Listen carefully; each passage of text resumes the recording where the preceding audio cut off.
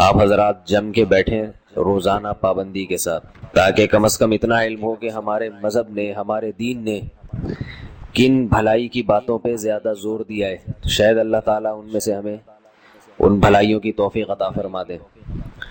تو سب سے پہلی بھلائی جو فرض نہیں ہے لیکن شریعت نے اس کی بہت ترغیب دی ہے، وہ ہے تہجد کی نماز۔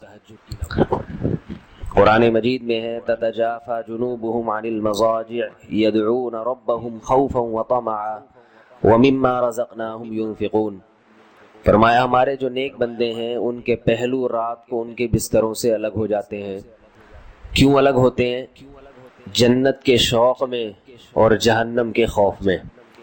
یعنی ہمارے نیک بندوں کو جنت کی لالچ اتنی ہے، جنت چیز ہی ایسی ہے، اللہ نے اس کو اتنا حسین اور مزین بنایا کہ جب وہ جنت کا تذکرہ قرآن مجید میں پڑھتے ہیں، سنتے ہیں، تو کیا کرتے ہیں کہ رات کے آخری حصے کو غنیمت سمجھتے ہیں اور اس میں اپنے رب کے سامنے کھڑے ہو کر یدعون ربہم، رب کو پکارتے ہیں، خوفا و طمعا، جہنم کے خوف سے اور جنت کی لالچ میں۔ ایک اور مقام پر ہے ربنا اصرف عنا عذاب جہنم ان عذابها کان غراما، کہ رات کو یہ دعا مانگتے ہیں کہ اے اللہ ہم سے جہنم کے عذاب کو دور کر دیجئے، اس لیے کہ اس کا عذاب چمٹ جانے والا عذاب ہے۔ تو قرآن مجید میں بہت سارے مقامات پر تہجد کی نماز کی بے پناہ فضیلت وارد ہوئی ہے، اور احادیث میں آپ صلی اللہ علیہ وسلم کا اپنا عمل تو سب کو معلوم ہے کہ کھڑے کھڑے آپ صلی اللہ علیہ وسلم کے پاؤں مبارک سوج جایا کرتے تھے۔ ہم اتنی عبادت تو نہیں کر سکتے، لیکن تھوڑی سی اس سنت کو زندہ کرنے کی کوشش کر سکتے ہیں۔ حدیث میں ہے، صحیح بخاری مسلم کی حدیث ہے، آپ صلی اللہ علیہ وسلم نے فرمایا نعم الرجل عبد اللہ لو یصلی من اللیل، کہ عبداللہ بن عمر کیا ہی بہترین آدمی ہے اگر وہ رات کے حصے میں کچھ نماز پڑھ لے۔ ساری خیریں ہیں، ساری بھلائیاں ہیں، ایک چیز رہ گئی ہے، رات کے آخری حصے میں نماز نہیں پڑھتے۔ تو عبداللہ بن عمر کے بیٹے حضرت سالم فرماتے ہیں کہ یہ سننے کے بعد میرے والد نے، عبداللہ بن عمر نے، کبھی تہجد میں ناغہ نہیں کیا، اور بہت تھوڑا سوتے تھے، ہمیشہ پابندی سے رات کو تہجد پڑھتے تھے۔ ایک اور حدیث میں آتا ہے کہ آپ صلی اللہ علیہ وسلم نے ارشاد فرمایا افضل الصیام بعد رمضان شہر اللہ المحرم وافضل الصلاة بعد الفریضة صلاة اللیل، یہ سب سے بہترین مہینہ روزے کے لیے رمضان کے بعد محرم ہے، اور سب سے بہترین نماز فرض نماز کے بعد رات کی نماز ہے، فرض کے بعد سب سے افضل ترین نماز۔ ایک اور حدیث میں ہے رسول اللہ صلی اللہ علیہ وسلم نے فرمایا کہ حدیث کا مفہوم ہے کہ سب سے بہترین شخص اور سب سے بہترین گھرانہ وہ شخص ہے جو رات کے آخری حصے میں اٹھے اور اپنی بیوی کو بھی اٹھائے، بیوی نہ اٹھے تو اس کے پانی کے چھینٹے مارے، اور فرمایا وہ عورت بھی سب سے بہترین کہ جو رات کے آخری حصے میں نماز کے لیے اٹھے اور اپنے شوہر کو بھی جگائے، نہ جاگے تو اس کے پانی کے چھینٹے مارے تاکہ اس کی آنکھ کھل جائے۔ تو آپ صلی اللہ علیہ وسلم نے اہل خانہ کو بھی ترغیب دی ہے کہ میاں بیوی ایک دوسرے کو بھی اٹھائیں، لیکن یہ جب ہی ہے جب شوہر اپنے مزاج کا ہو عورت کے، یا بیوی شوہر کے مزاج، ورنہ آپ نے چھینٹے مارے، اس نے اٹھا کے مگا دے مارا آپ کے منہ پہ، بیلن اٹھا کے سر پھٹ گیا، تو ایسی صورت میں اوائڈ کرنا چاہیے، وہ خود ہی پڑھ لیں، اس پہ انشاءاللہ ثواب مل جائے گا۔ تو یہ بہت بڑی فضیلت ہے۔ آج کل لوگ مجھ سے وظیفے پوچھتے ہیں بہت فون کر کر کے کہ یہ کاروبار نہیں مل رہا، جو ہے رزق کی تنگی ہے، تو وہی عاملوں کے چکر میں پڑتے ہیں، کسی نے بندش لگا دی، کسی نے یوں کر دیا۔ تو قرآن میں اللہ کیا فرماتے ہیں کہ اللہ جس کے لیے رحمت کا دروازہ کھولے تو کوئی بند نہیں کر سکتا، اور جس کے لیے اللہ دروازہ بند کر دیں تو کوئی کھول نہیں سکتا۔ یہ تو بندش سب ایسے ہی باتیں ہوتی ہیں۔ تو اصل کرنا کیا چاہیے؟ وظیفوں میں وقت برباد نہیں کرنا چاہیے۔ یہ جو وظیفے بتانے والے ہوتے ہیں نا، ان کے پاس کوئی دلیل نہیں ہوتی، بس ایک اندازہ ہوتا ہے کہ یہ کرنے سے یوں ہو جائے گا، یہ کرنے سے، ایک اندازے ہوتے ہیں۔ تو لوگوں کے اندازوں پہ اور ان کے اٹکل پہ اپنی صلاحیتوں کو، اپنے وقتوں کو کیوں برباد کر رہے ہیں؟ جو اللہ اس کے رسول نے جس چیز کی اہمیت بتائی ہو، جن وظائف کی یا جن اعمال کی، ان کی طرف توجہ دینی چاہیے۔ تو حدیث میں آتا ہے کہ رات کے آخری حصے میں اللہ آسمان دنیا کی طرف آتے ہیں اور فرماتے ہیں حل من مسترزقین اغفر حل من مسترزقین ارزق لا، کوئی ہے مجھ سے رزق مانگنے والا جسے میں رزق دوں.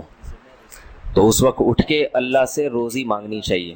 اے اللہ کاروبار نہیں ہے، گھر کے حالات دیکھ رہا ہے، تو نہیں ہو رہا پورا، تو میرے رزق میں برکت دے دے. تو بجائے ادھر ادھر اتنی دفعہ یہ پڑھو اتنی دفعہ یہ پڑھو جس کی کوئی دلیل نہیں ہے. تو اللہ کے نبی نے کیا فرمایا؟ اللہ آسمان دنیا پہ آ کے کہتے ہیں کوئی ہے رزق مانگنے والا، اور اللہ کہتے ہیں حل من مستغفرین اغفر لا، کوئی ہے مجھ سے گناہوں کی معافی مانگنے والا کہ میں اس کو معاف کر دوں. تو آخری حصے میں اللہ تعالیٰ خود مطالبہ کر رہے ہیں، کوئی ہے بھائی اٹھے مانگے میں دوں گا. تو ہم پڑے ہوئے سب سو رہے ہوتے ہیں اس میں. تو یہ بہت بڑی نیکی ہے، یہ بہت بڑی سنت ہے رات کے آخری حصے میں نماز پڑھنا. صحابہ تو بہت لمبی لمبی پڑھا کرتے تھے، اتنی ہم نہیں کر سکتے تو تھوڑا سا کر لیں. علماء نے لکھا ہے کم سے کم 2 رکعتیں یہ تہجد کی ہیں، کم سے کم. زیادہ سے زیادہ 8 بھی ہو سکتی ہیں عام معمول آپ صلی اللہ علیہ وسلم کا، اور اس سے بھی زیادہ ہو سکتی ہیں، لیکن وہ نہیں ہو سکتا تو 2 رکعتیں پڑھ لے انسان. اور حدیث میں آتا ہے کہ آپ صلی اللہ علیہ وسلم سے کبھی رات کی نماز رہ گئی تو پھر آپ دن میں پڑھ لیا کرتے تھے. تو یہ قضا تو نہیں ہوتی، نفل نمازوں کی قضا نہیں، صرف ایک معمول کا پابند رہے انسان. اس لیے آپ نے ترغیب دی ہے، رات کو رہ گئے تو دن میں آپ صلی اللہ علیہ وسلم نے 12 رکعتیں پڑھی ہیں تو دن میں پڑھ لے انسان. اور اگر رات کے آخری حصے میں اٹھنا بہت مشکل ہے یا ناممکن ہے تو آخری درجہ یہ ہے کہ عشاء کی نماز کے بعد وتر سے پہلے 2 نفل پڑھ لے انسان، بلکہ اس سے بھی پہلے یہ کہ سونے سے پہلے پڑھ لے. اور اس سے بھی اگر اتنی بھی نہیں ہوتی کہ بھائی نہیں سونے سے پہلے پڑھی تو میری تو نیند ہی اڑ جائے گی یا سستی ہوتی ہے، تو آخری درجہ کیا ہے؟ وتر سے پہلے 2 نفل پڑھ لے، اس نیت سے کہ تھوڑا سا یعنی تہجد کی نیت سے پڑھ لے تاکہ وہ ثواب پورا نہ بھی ملے تو کچھ انگلی کٹا کے ہی شہیدوں میں انسان نام لکھوا لے نا. یہ جو ہے کہا جاتا ہے نا انگلی کٹا کے شہیدوں میں نام، تو یہ اسی لیے ہے کہ بہت سے لوگ انگلی ہی کٹاتے ہیں اور وہ کچھ قربانی میں ان کا نام آ جاتا ہے. تو پورا کام نہیں ہو سکتا، تھوڑا سا کر لے، رات کا وقت بھی ہے. ظاہر ہے بہت سخت دباؤ اور جبر ہے آپ کے اوپر، تو ایسے موقع پہ ایسا کام کرنے کی ضرورت ہے جس سے آپ کو ثابت قدمی ملے اور اللہ کا قرب حاصل ہو. تو اس کا سب سے بہترین طریقہ قرآن کہتا ہے نماز. یعنی اے نبی صلی اللہ علیہ وسلم آپ نماز کو مضبوطی سے تھامیے تاکہ آپ کو ثابت قدمی ملے، آپ کو اللہ کا قرب ملے. کیونکہ جس اللہ کے لیے کام کیا جا رہا ہے نا، جب تک اس اللہ سے رشتہ مضبوط نہیں ہوگا تو اس کام میں آپ ثابت قدم نہیں رہ سکتے. اور اللہ سے رشتہ مضبوط کرنے کا سب سے بڑا ذریعہ نماز ہے. اس لیے قرآن کہتا ہے اقیم الصلاۃ، آپ نماز قائم کیجئے لدلوک الشمس، سورج کے ڈھلنے کے وقت. سورج کب ڈھلتا ہے؟ جب بالکل بلندی پہ جا کے ڈھلنا شروع ہوتا ہے تو ظہر کا وقت شروع ہوتا ہے. الی غسق اللیل، رات کے اندھیروں تک. یعنی اس میں 4 نمازیں آ گئی. سورج جب ڈھلتا ہے نا بالکل بلندی پر ہوتا ہے، تھوڑا سا ڈھلتا ہے ظہر کا وقت، مزید ڈھلان پیدا ہوتی ہے عصر کا وقت، مزید ڈھلتا ہے مغرب کا وقت، اور پھر الی غسق اللیل، سورج تو غائب ہو جاتا ہے مغرب کے بعد، پھر رات کے اندھیرے میں یعنی عشاء کا وقت. وقرآن الفجر، اور فجر کے وقت میں، فجر کی تلاوت کے وقت میں. تو قرآن میں اشارہ کر دیا کہ اصل تلاوت کا وقت ہے ہی فجر کا. آج بعض اماموں کو ہم نے دیکھا فجر میں بڑی مختصر تلاوت کرتے ہیں، یہ بالکل غلط ہے. سنت ہے فجر میں طوال مفصل، یعنی سورہ حجرات سے لے کے سورہ بروج تک کی جو لمبی لمبی صورتیں ان کو تلاوت کیا جائے. تو فجر کے قرآن کے وقت بھی آپ نماز قائم کیجئے. ان قرآن الفجر، بے شک فجر کا جو قرآن ہے، فجر میں جو تلاوت ہے، کانا مشہودا، اس میں حاضر ہوتے ہیں. کون حاضر ہوتے ہیں؟ حدیث سے پتہ چلتا ہے فرشتے.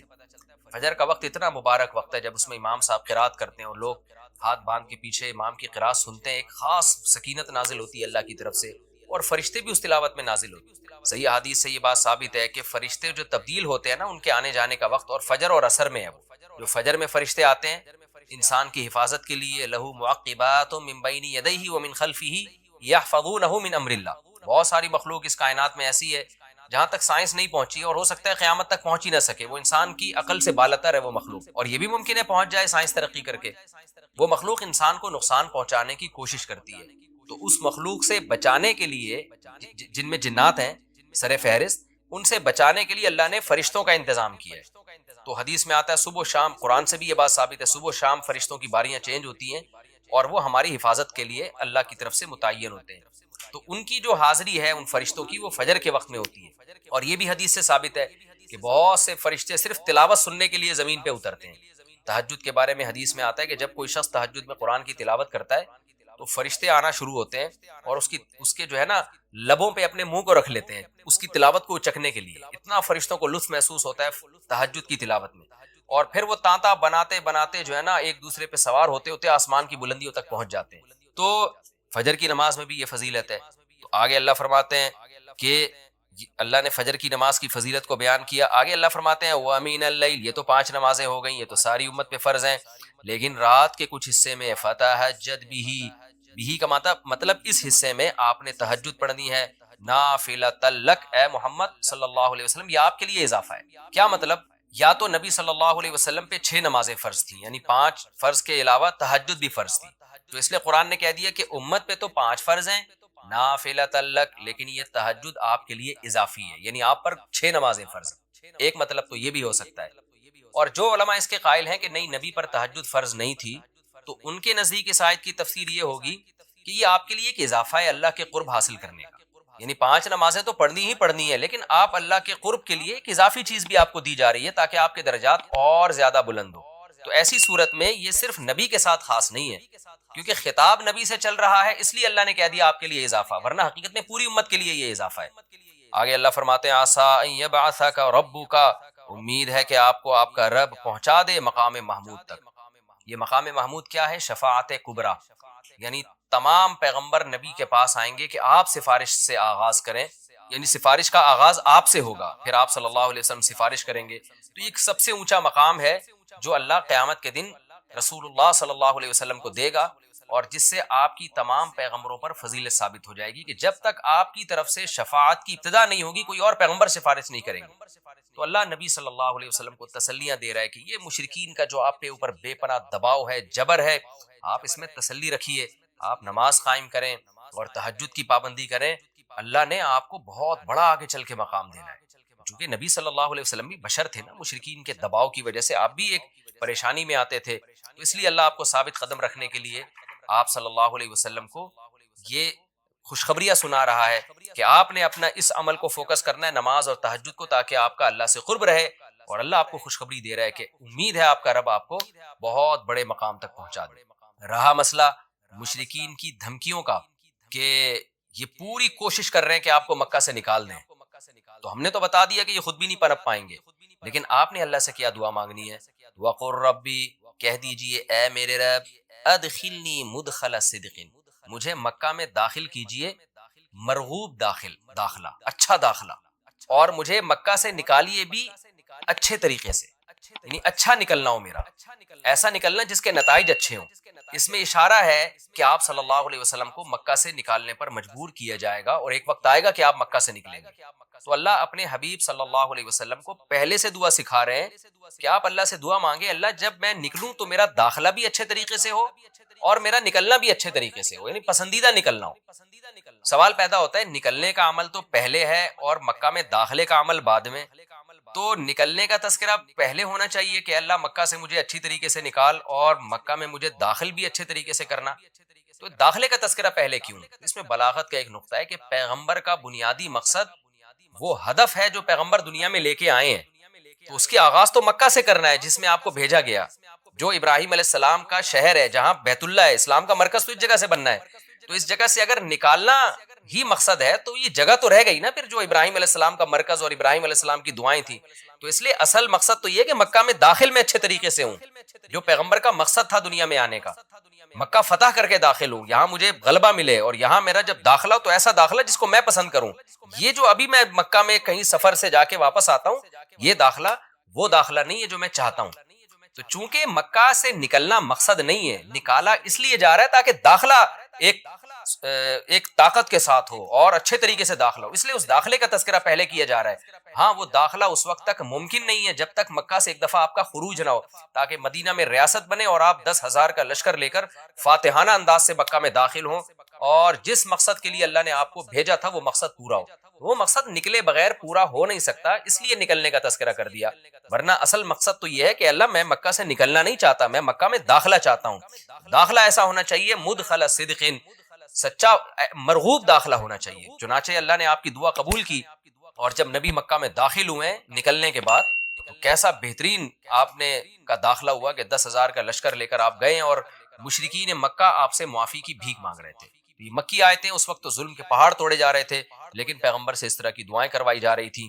وَأَخْرِجْنِي مُخْرَجَ صِدْقٍ، اور اللہ مرغوب نکلنا ہو، یعنی جب میں نکلوں تو بھی میرا اچھا ٹھکانہ ہو. چنانچہ آپ کا نکلنا بھی بڑا اچھا ہوا کہ پورا مدینہ آپ کے استقبال میں کھڑا ہوا تھا. اور طلع البدر علینا من ثنیۃ الوداع، یہ جو ترانے ہیں یہ مدینہ کی بچیاں آپ کے استقبال میں پڑھ رہی تھی. تو آپ کا نکلنا بھی اچھا ہوا، یعنی مدینہ میں داخلہ جو مکہ سے نکل کے، اور پھر جو مکہ میں آنا وہ تو اس سے بھی زیادہ عزت اور شان کے ساتھ ہوا.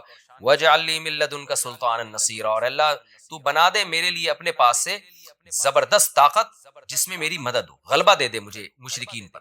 یہ بھی مستقبل کی دعا ہے جو ان حالات میں نبی سے منگوائی جا رہی ہے، اور اللہ نے آپ کی ساری دعاؤں کو قبول کیا. سلطان نصیر بھی دے دیا آپ کو، غلبہ بھی دے دیا مکہ پہ، ایسا غلبہ جس میں اللہ کی مدد تھی، اور وہ کمزور غلبہ نہیں تھا. طاقتور غلبے کو سلطان کہا جاتا ہے. اور مدینہ میں جانا بھی آپ کا پسندیدہ ہوا، اور مکہ میں آنا بھی آپ کا پسندیدہ ہوا. اور اے نبی آپ یہ بھی کہہ دیجئے جاء الحق، حق آ چکا ہے، وزہق الباطل، اور باطل فنا ہو چکا ہے. حالانکہ جس وقت یہ دعا منگوائی جا رہی تھی باطل فنا نہیں ہوا تھا. لیکن ماضی سے جب کسی چیز کو تعبیر کیا جاتا ہے تو یہ بتانے کے لیے گویا یہ کام ہو چکا ہے، حالانکہ ہوا نہیں، ہوگا. لیکن نبی کی زبان سے نکلوایا جا رہا ہے کہ آپ مشرکین میں اعلان کر دیں کہ بس یہ کام ہو چکا ہے، حق آ گیا، باطل ختم. اور یعنی ہوگا تو فیوچر میں، لیکن گویا ابھی ہو چکا ہے. اتنا یقینی ہے کہ میں تمہیں اس کی پہلے سے خبر دے چکا ہوں کہ باطل اب پنپنے نہیں پائے گا، کیونکہ حق اب آ چکا ہے. ان الباطل کان زہوقا، اور باطل تو ہے ہی فنا ہونے والی چیز. جب حق آتا ہے تو باطل فنا ہو جاتا ہے. نبی صلی اللہ علیہ وسلم جب مکہ مکرمہ میں داخل ہوئے نا، تو آپ بتوں کو چھڑیوں سے گراتے تھے، چھڑی سے. مکہ میں داخل ہو کے 360 بت کو ایک ایک کر کے چھڑی مارتے تھے، اور وہ بت الٹے لڑکتے تھے. تو آپ اس موقع پر یہ آیت پڑھ رہے تھے کہ جاء الحق وزہق الباطل ان الباطل کان زہوقا. کیا کیفیات بنتی ہوں گی صحابہ کی اور پیغمبر کی اس وقت کہ جو خوشخبری ان کو 13 سال پہلے دی گئی تھی، کئی سال پہلے دی گئی تھی، اور یقینی دی گئی تھی کہ یہ ہو چکا، تو اللہ نے اپنی آنکھوں سے دکھا دیا کہ کیسے بتوں کو بیت اللہ سے نکالا جا رہا ہے، اور اللہ کے گھر کو کیسے شرک سے پاک کیا جا رہا ہے.